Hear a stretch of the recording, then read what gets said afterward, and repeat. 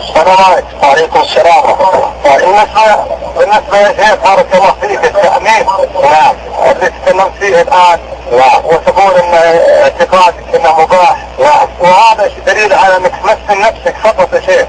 اما هيئة كبار العلماء ما بينت الشيء هذا، فلذلك يا شيخ الواجب تكف عن هالمسألة هذه وتترك المجال هيئة كبار العلماء يفتوا فيه فقط بس.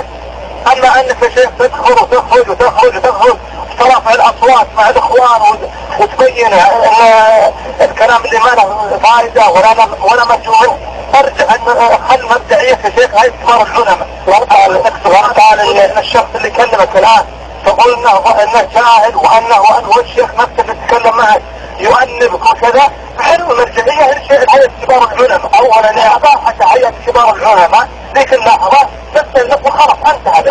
هل انت تمثل نفسك يا شيخ ما له داعي تقول اعتقادي واعتقادي تحتفظ به لنفسك. هل انت ولا تخرج هل انت تلتزم ولا من هذا كبار العلماء انت هل انت لك حق علينا بس انت عارفها. هل انت تقول لك الصواب؟ هل انت تلتزم الروايه الثانيه يا شيخ انك تخرج من هذه الصلاه التي من الخبز والزفائف وألا تصير مشكلة. وأنصح خويك هذا اللي جالس معك فيه